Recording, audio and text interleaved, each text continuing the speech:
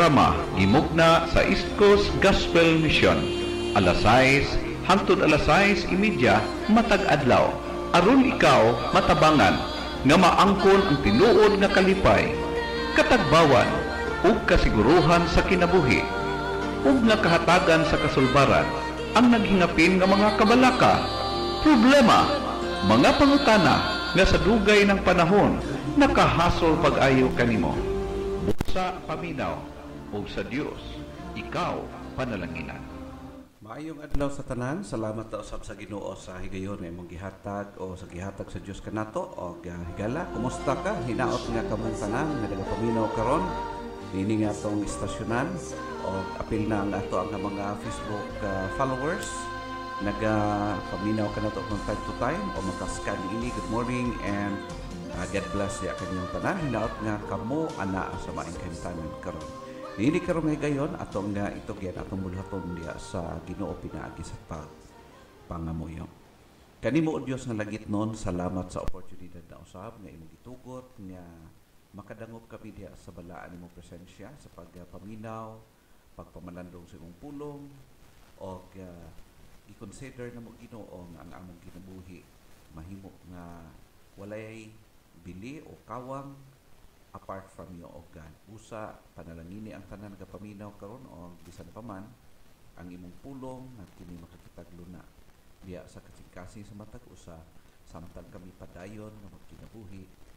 Hinaot pa o Dios nga ang imong giya, ang imong pagpanalangin ma-eksperyensyahan sa matag usa ini nga adlaw karon. This I pray in Jesus name. Amen. Salamat tungod kay ang Dios naghatag kanato og dugang na usab nga oportunidad nga makahibok kita padayon sa ato ang pagbuhat niini. Dili karon nga gayon kamaayo na hisgot may tungod sa mga atong giatubang ugma mga damlag sa atong kinabuhi, no? Confidently facing our future. Now, sa matag adlaw nagalook forward kita unsa kaya mahitabo ugma, unsa ka mahitabo sunod semana, sunod bulan, sunod tuig or so on and so forth. Ug usual kana nga ato nga una-una tungod kay wala man ta nakabalo kung unsa ang atong ugma, no? Now this time dalon ko kamo sa pagpamalandong dinhi sa Joshua chapter 1 verses 1 down to verse 9 ang ato nga passage. Og hopefully nga kini makahatag og pagtulunan kanato. In verse 1 nagaingon, after the death of Moses, the servant of the Lord said to Joshua, the son of Nun, Moses' assistant. In verse number 2, Moses my servant is dead. Now therefore arise, go over this Jordan, you and all these people, into the land that I am giving to them, to the people of Israel. In verse number 3, every place that the sole of your foot will tread upon, I have given to you, just as I promised to Moses. From the wilderness and this Lebanon as far as the great river, the river Euphrates, all the land of the Hittites, to the great sea toward the going down of the sun shall be your territory. In verse number 5, no man shall be able to stand before you all the days of your life. Just as I was with Moses, so I will be with thee. I will not leave you nor forsake you. In verse number 6, be strong and courageous, for you shall cause these people to inherit the land that I swore to their fathers to give them. In verse number 7, only be strong and very courageous, being careful to do according to all the law that Moses my servant commanded you. Do not turn from it to the right hand or to the left, that you may have good success wherever you go. In verse number 8, this book of the law shall not depart from your mouth, but you shall meditate on it day and night, so that you may be careful to do according to all that is written in it.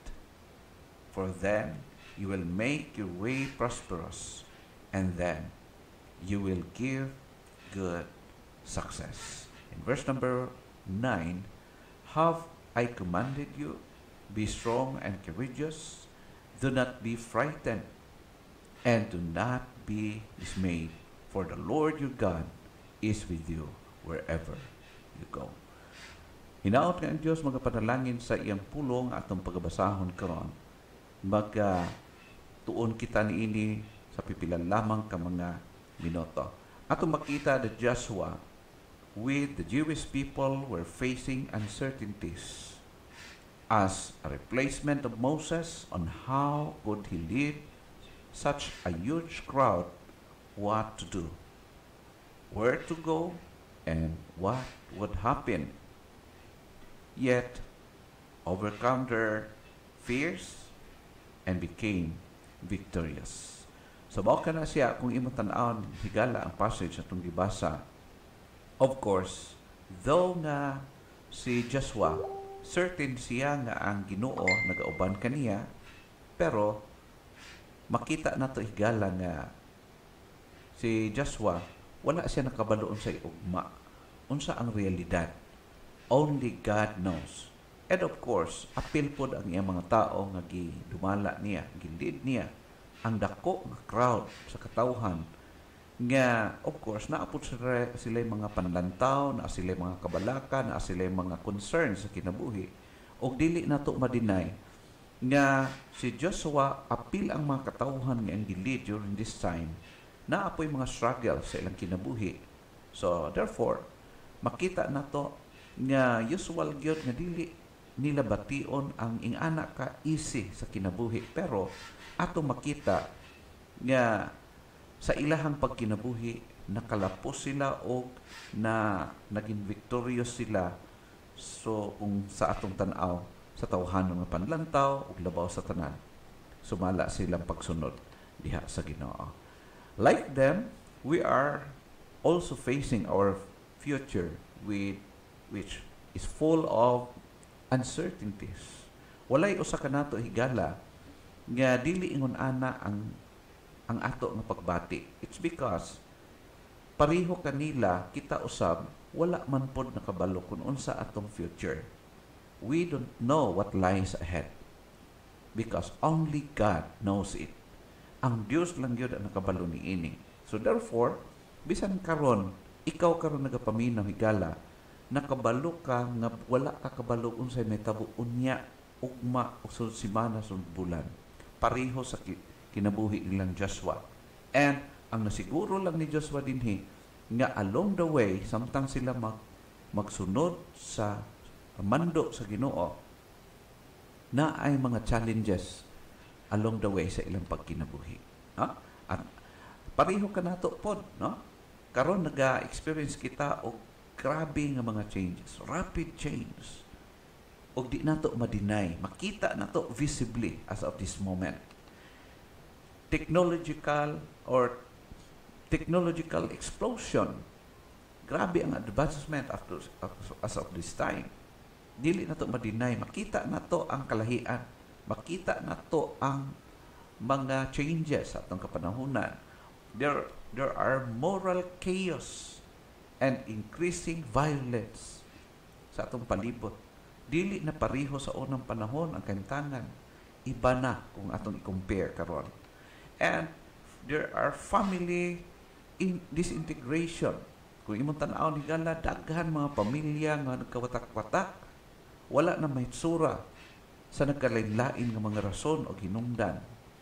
There is global economic instability. Kung imong tan-aw, labi na karon nga panahon, murag napiangan ang ato nga economy, no? As of this time. And there are threats of new diseases. Adlaw-adlaw sa matag karon ug unya nay nagapangabot kasi klaseng mga sakit nga magakahadlok ang mga katawhan ug makakos kini og kahadlok, no? makakos siya og doubt, makakos og kakulba sa atong pagkinabuhi, and so many things to worry about. Daghan kaayo, dili maihap. Ug mao kini siya ang natural nga atong ginatubang as of this time. Now, naturally, uncertain times tend to produce certain predictable fears. Unsa man ang mahimong bunga sa mga uncertainties ni ining kinabuhi, mukos siya o kahadlok kabalaka sa atong kinabuhi, whether we like it or not. No? Mao kana siya. There are fear of the unknown, fear of failure, fear of abandonment. Unsa ka mahitabo ugma, unsa ka mahitabo sung tuig, unsa ka mahitabo years from now. No?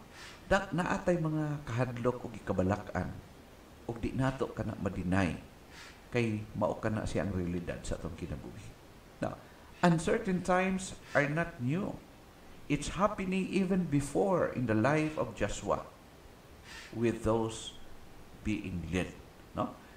Uban sa iyang gilidiran ng mga katawhan, si Joshua, pareho usab ka nato, na ka-experience sila o naagian nila ang kining klase nga pagkinabuhi. There are uncertainties also sa ilang panahon, pareho pod ka nato karon. Now, but the question is, how Joshua with the people victoriously facing it? Paano ba naging victorious si Joshua nga na-attribute sa iyaha ang daghang mga kadaugan sa iyang pagkinabuhi? Paano niya katugi-atubang uban sa iyang katawhan? Of course, Joshua and his people were not perfect also. Pareho ra gyapon sa ato. Now, ato makita nga naging victorious si Joshua uban sa iyang katawhan tungod sa ilang pagkinabuhi. They believe God's promise for their future to overcome their fear of the unknown. So ato makita nga gi-overcome, naging madinaugon si Joshua by believing God's promise for their future to overcome their fear of the unknown. Huh? So mao kana siya ato makita nga hint sa kinabuhi ni Joshua samtang siya nagasunod sa mando sa Ginoo. In fact, in verse 3, ato mabasa din sa Joshua chapter 1 verse number 3, nag-ingon, every place that the sole of your foot will tread upon, I have given to you, thus as I promised to Moses. Kung hindi mo tanawon higala, ang promise nga natamasa na tilawan ni Joshua, ang mga kadaugan nga naagian ni Joshua, kung imong tan-awon higala, it was promised by God to Moses, ang iyahang leader during those times. No? So ato makita nga si Joshua, dili siya ang gipromisan first, but it was Moses nga unang nag-lead sa mga tao, unang gigamit sa Ginoo sa pag-lead sa katawhan, ug unsa ang promise sa Ginoo sa iyaha sa kay Moses pa nga ang tanan nga maapakan sa imong tiil akong ihatag diha kanimo, ug gi-promise kana sa Ginoo ngadto kang Moses, and gi-renew, gi-refresh sa Ginoo kana ang promise ngadto usab kay Joshua. No? Ato makita nga ang Dios nga gialagad sa Ginoo sa mga tao, ang Ginoo nga gisunod sa mga tao sa unang panahon ni Moses, ni Joshua, o ang Dios nato karon pareho. Usa ka matinumanon, faithful, not only powerful but faithful God. No? For us, how could we confidently face our future? Para sa toa, kung si Joshua ingon ato, what about us? What about ako, ikaw? Kumusta man? This is a challenge for us. We need to believe also God's promise for our future to overcome our fear of the unknown. Naamang po tayo mga kabalaka, naamang po tayo mga uncertainties in life. But the challenge for us, we need to believe God's promises also for our future. Siya lang ang nagunit sa atong kinabuhi. Siya ang nakabalo unsa ang naa sa unahan. Therefore, we need to trust Him. We need to believe Him. Kung nagalom kang kadaugan sa pagkinabuhi, hinumdumi nga ang promise sa Ginoo sa iyaha ka na nagikan o dili gikan ka na to. Ang Dios mo ang source sa tanang kadaugan. Ang Dios mo ay source sa tanang kalampusan. Bisang asa pa ta mag-adto. In fact, ang Dios nagapromise not only kang Joshua, but also nag-promise po ang Ginoo ngadto sa mga disipulo, and I do believe kanato sa pareho kanato. Ingon din sa John chapter 14 verse number 1. Ingon siya, "Let not your heart be troubled. Ye believe in God, believe also in me." In verse 2, number 2. "In my Father's house are so many mansions," or are many mansions.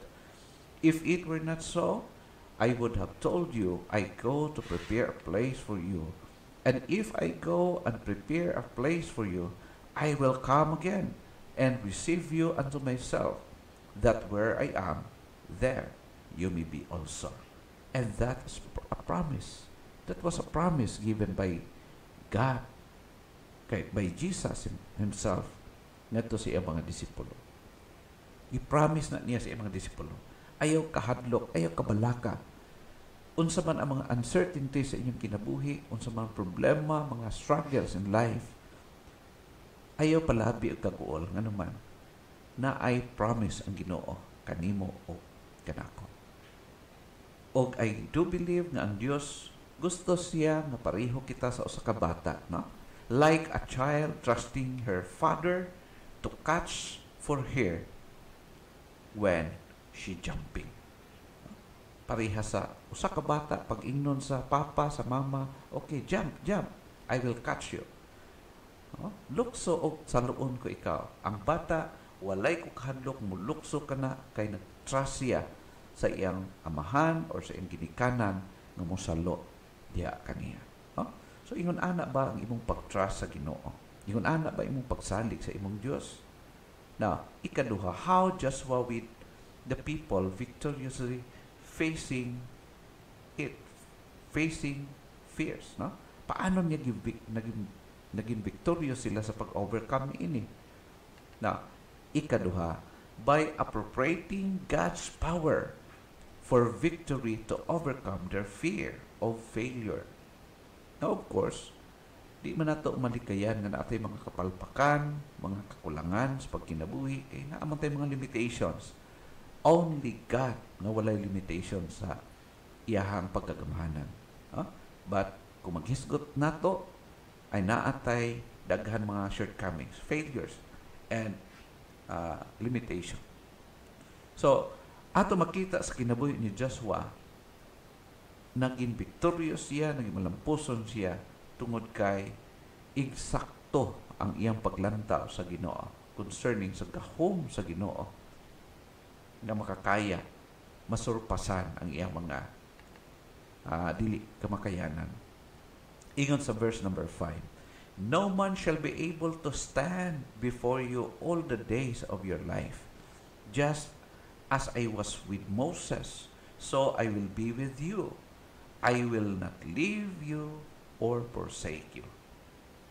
So, ato makita nga ang promise sa Ginoo ngadto kang Moses, iya usab nga gihatag ngadto kay Joshua. Kung unsa iyang promise kang Moses, pareho gihapon padayon nga ginatuman niya o nagakatuman gayud during sa time ni Joshua. Og ingon siya dinhi, "No man shall be able to stand before you all the days of your life." Wow, what a promise. So, ang Dios nga tag-iya sa tanang butang, ang pinakagamhanan sa tanan, siya naghatag og promise, walay makabuntog kanimo, walay makapildi kanimo sa tibuok nimong kinabuhi. Of course, kung imong tanaw ng next mga verses, only sa dihang si Joshua nagabarog, nagasunod, nagafollow sa mga instructions sa Ginoo. Ingon sa verse number 7, "Only be strong and very courageous, being careful to do according to the law that Moses, my servant, commanded you. Mao ka na siyang bantayan. Do not turn from it to the right hand or to the left, that you may be good, that you may have good success wherever you go. Wow. So ang promise sa Ginoo, i-fulfill sa Ginoo, especially kung si Joshua magbarog nga malig-on o magsunod accordingly sa command sa Ginoo. Now, take note. Ang promise gihatag sa Dios kang Moses, and during this time pareho gihapon hatag niya ngadto kay Joshua, because God is faithful and powerful. Kaya niya i-perform kana. In verse number 8, this book of the law shall not depart from your mouth, but you shall meditate on it day and night, so that you may be careful to do according to all that is written in it. For then you will make your way prosperous, and then you will have good success. So very clear nga ang success, kalampusan, victory sa pagkinabuhi against sa tanan nga mga experience nato along the way, naa sa kamot sa Ginoo, naa siyang kadaugan, naa siyang kalampusan. No? So ato gyud kanunay hinumdumon pareho sa nahitabo kang Joshua. Para kanato karon, paano man nato maging victorious kita, magatubang sa atong uncertainties, struggles sa pagkinabuhi? Ang challenge number 2 is we need to exactly appropriate God's power for victory in overcoming our fear of difficulties and disabilities. Hinamdo mo na ito igala nga apart from God, we can do nothing. Tungod sa Ginoo, makalampos kita ug mudaog kita. No? So, mao kana siya atong timan-an ingon sa John chapter 16 verse 33. These things I have spoken unto you, that in me ye might have peace. In the world ye shall have tribulation, but be of good cheer. I have overcome the world. Wow. Kita nagsunod na lang ta sa atong commander, sa atong master, nga human na nagdaog. O, of course, daog na atong leader, daog na atong commander, daog na atong savior, daog ang atong Lord. So therefore, magkinabuhi kita nga madinaogon tungod kaniya.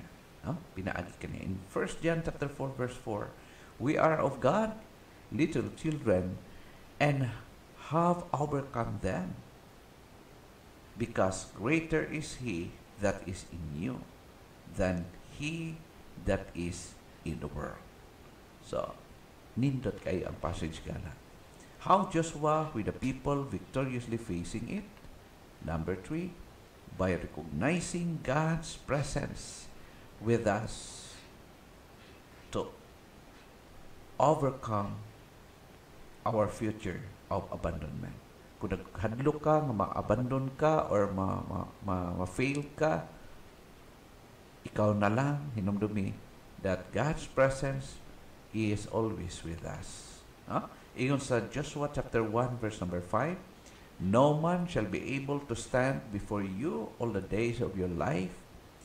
Just as I was with Moses, so I will be with you. I will not leave you or forsake you. So, the only thing we need to claim that promise. Kay ang Diyos nga gialagad ni Moses, ni Joshua, but the same God nga atong gialagad sa atong kapanahonan karon. O wala na usab iyang power, wala na usab iyang faithfulness, wala na usab iyang pagkamaunungon. God is the same yesterday, today, and forever. Dili siya magkakausap.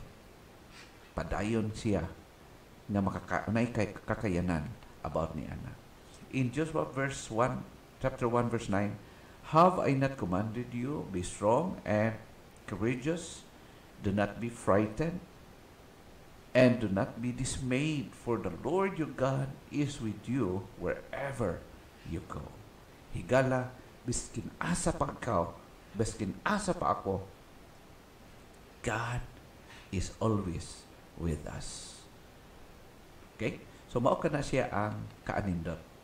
Sa ato ang nagasulti ang pulong sa Ginoo in Matthew chapter 20 verse number 20, the very specific verse nagingon, teaching them to observe all things whatsoever I have commanded you, and lo, I am with you always, even unto the end of the world.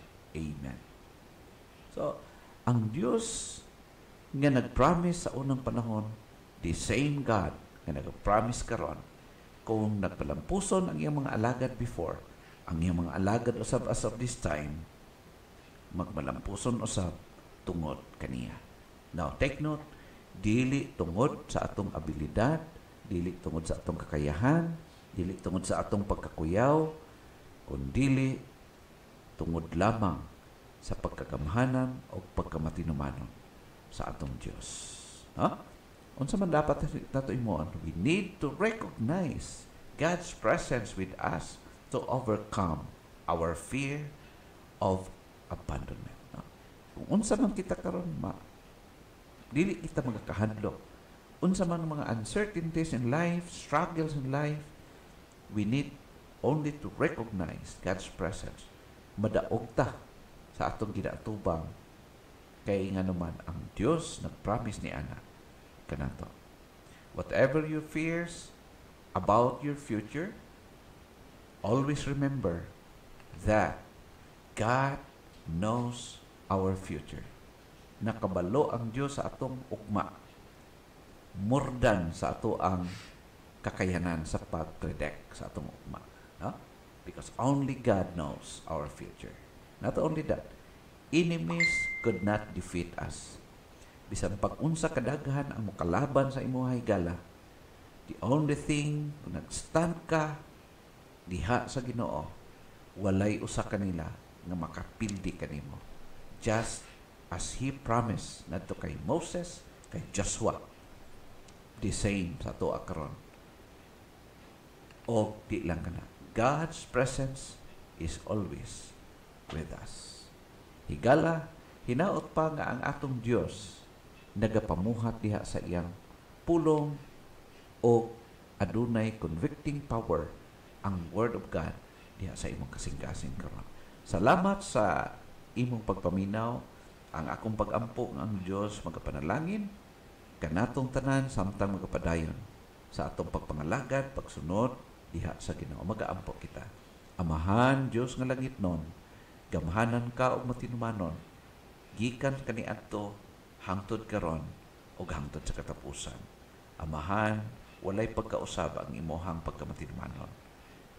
Salamat sa imong pagkamaayo, salamat sa imong mga promises, gikan pa kang Moses, kang Joshua, ug sa nag-una kanamo. And even to us, Father, aduna kay mga promises kanamo. Help us to stand, to serve you faithfully, hangtod matapos ang tahas nga imong gihatag kanamo. This I pray in Jesus' name. Amen.